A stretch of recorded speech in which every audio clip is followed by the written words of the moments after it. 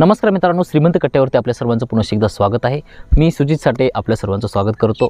आज जे मी बोलणार आहे थोडंसं ते पर्सनल आहे, माझं एक एक्सपिरियन्स शेअर करतो आहे। कसं माहिती आहे का, जसं मी हे यूट्यूब करतो तसंच माझं एक छोटंसं हॉटेल देखील आहे आणि ते हॉटेल देखील मी बघत असतो। हॉटेल टाकण्याचा उद्देश एकच होता की मला स्वतःला वेळ मिळाला पाहिजे, मला बऱ्याचशा गोष्टी शिकायच्या होत्या, मला पर्सनली स्वतःला वेळ द्यायचा होता। त्यासाठी मी हॉटेल खरं तर चालू केलं होतं आणि आता बऱ्यापैकी चालू केलं आहे म्हटल्यानंतर त्याच्यामध्ये बऱ्याचशा गोष्टी मी इन्व्हेस्ट केल्या होत्या वगैरे वगैरे। पण काय झालं माहिती आहे का, आता वर्ष झालं मी हॉटेल चालू करून, पण वर्षामध्ये कमीत कमी 2-4 वेळेस चोरी झाली आहे माझ्या हॉटेलवरती। आत्तापर्यंत ज्या काही चोऱ्या झाल्या होत्या त्या माझ्या डोळ्याआड झाल्या होत्या, मला माहीत नव्हतं कोणी चोरी केली आहे वगैरे वगैरे, मी नसताना त्या गोष्टी घडल्या होत्या। पण रिसेंटली कालच्या संडेला मी संध्याकाळी जेवलो आणि संध्याकाळी झोपायला गेलो ज्यावेळेस हॉटेलवरती, त्यावेळेस मला एक गोष्ट तिथं दिसली की माझ्या हॉटेलवरती 2-4 लोक होते आणि त्यांनी तिथलं जे सामान होतं माझ्या हॉटेलमधलं ते सगळं घेऊन दुसरीकडे शिफ्ट करायला लागले होते।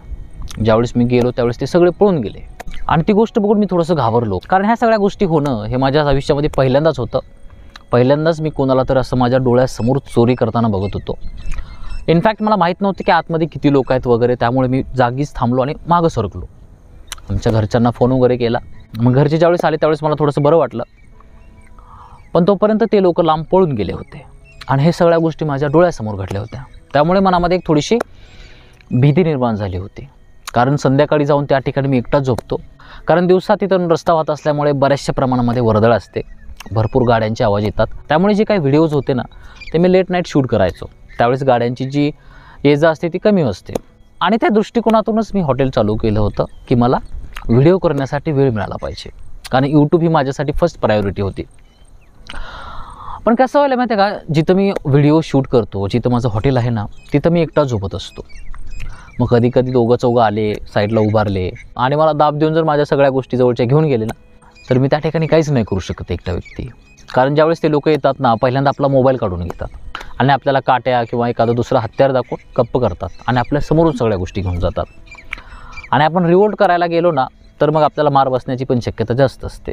आणि ह्या गोष्टी बऱ्याचशा घडलेल्या आहेत आजूबाजूला, त्यामुळे मनामध्ये थोडीशी एक अस्वस्थता होती आणि ज्या दिवशी चोरी झाली त्याच्या दुसऱ्या दिवशी पूर्णपणे मी अस्वस्थ होतो, इनफॅक्ट घाबरलो होतो, कारण जो व्यक्ती भेटेल ना त्याचं काही ना काहीतरी वेगळंच मत यायचं की तुला कोणीतरी जाणीवपूर्वक टार्गेट करतं आहे, कोणीतरी सांगून करायला लावलं आहे वगैरे वगैरे, असे बरेचसे ओपिनियन माझ्या कानावरती यायचे। पण पर्सनली सांगायचं झालं तर माझ्या आयुष्यामध्ये माझं कोणासोबत भांडण नाही, कोणासोबत वैर नाही, कोणासोबत कुठल्याच गोष्टीचं काही नाही आहे, मग तरी पण माझ्यासोबत असं का होऊ शकतं असा माझ्या मनामध्ये विचार यायचा। मी बऱ्याचशा लोकांसोबत ही गोष्ट डिस्कस देखील केलो, पण लोक म्हणाले की नाही असं नाही असू शकत, शेवटी चोरांचा तो धर्म आहे, ते त्यांचं काम करत असतात, असं कुणाला टार्गेट करून ते कुठली गोष्टी करत नसतात। परत नंतर माझ्या लक्षात आलं की ह्या सगळ्या गोष्टी करत असताना आपण खूप मोठी रिस्क घेतो आहे स्वतःच्या जीवाची। त्यामुळे परत मी एक डिसिजन घेतला की आपण आता हॉटेल बंद करू आणि नंतर दुसरं काहीतरी ऑप्शन बघून आपलं आपलं काम करत राहू। आणि मला सांगायचं एवढंच आहे की ज्यावेळेस ह्या सगळ्या गोष्टी घडल्या ना त्यानंतर पूर्णपणे माझी मानसिकता खालावली होती, एक वेगळंच मनामध्ये एक भीतीचं वातावरण निर्माण झालं होतं, कारण माझ्या डोळ्यासमोर घडणारा हा पहिलाच इन्सिडेन्स होता जो माझ्यासोबत घडला होता। आयुष्यात कुठल्या तरी चोरांना पहिल्यांदा आपल्यासमोर कोणाला तरी चोरी करताना बघितलं होतं। तसं आपण इतक्या दिवस पिक्चरमध्ये, मूव्हीजमध्ये, व्हिडिओजमध्ये वगैरे बघितलेलं असतं, पण ज्या दिवशी त्या गोष्टी आपल्यासोबत लाईव्ह होतात ना मग आपल्याला एक्झॅक्टली कळायला लागतं की काय असते त्या गोष्टीमधली खरी सत्यता। आणि त्यावेळेस माणूस जर एकटा असेल तर तो नक्कीच घाबरतो, शेवटी तो पण एक माणूस आहे आणि त्यामुळे परत मी ठरवलं की ती रिस्क नाही घ्यायची आपण, म्हणून ते हॉटेल परत बंद केलं मी आता। आणि आता आयुष्यामध्ये बघतोय नवीन वाटा शोधतोय आणि आपला जो हा कट्ट्याचा प्रवास आहे तो कंटिन्यू चालत राहणार आहे। पण ह्या सगळ्या गोष्टीतून मला एकच गोष्ट शिकायला मिळाली की आयुष्यामध्ये कुठल्याही व्यक्तीचं कधीही नुकसान नाही करायचं जाणीवपूर्वक।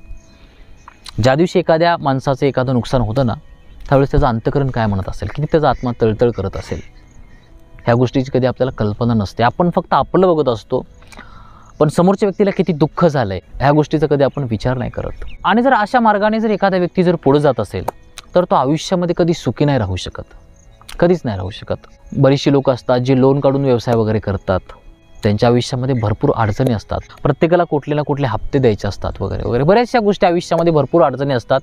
आणि अशा सिच्युएशनमध्ये जर एखाद्या वेळेस माणसाची जर चोरी झाली किंवा त्याचं जर नुकसान झालं ना आणि काही लोकांनी जर जाणीवपूर्वक ते केलेलं असेल ना तर मग त्या माणसाला प्रचंड त्रास होतो, भरपूर त्रास होतो। त्यामुळे आयुष्यामध्ये माझी लोकांना एक विनंती आहे की कृपया असं वर्तन कधी करू नका, जेणेकरून एखाद्याला आपल्यामुळे त्रास होईल, त्याचा तळतळ आपल्याला लागेल. कधीच करू नका. प्रत्येक माणूस एक आशा, एक स्वप्न घेऊन जगत असतो आणि जर त्याच्या स्वप्नामध्ये जर कोण असं विरजण टाकत असेल ना, तर त्या व्यक्तीला खूप त्रास होतो. आता जे लोक चोर आहेत त्या लोकांना ही भाषा नाही कळणार हे मला माहिती आहे. पण जर आपल्या आयुष्यात जर आपल्याकडून न कळत एखादी गोष्ट घडत असेल, जर आपल्याकडून जर एखाद्याला त्रास होत असेल ना, तर तो त्रास थांबवणं हे खूप महत्त्वाचं असतं, खूप महत्त्वाचं असतं. एवढं सांगू इच्छितो. धन्यवाद. बाय.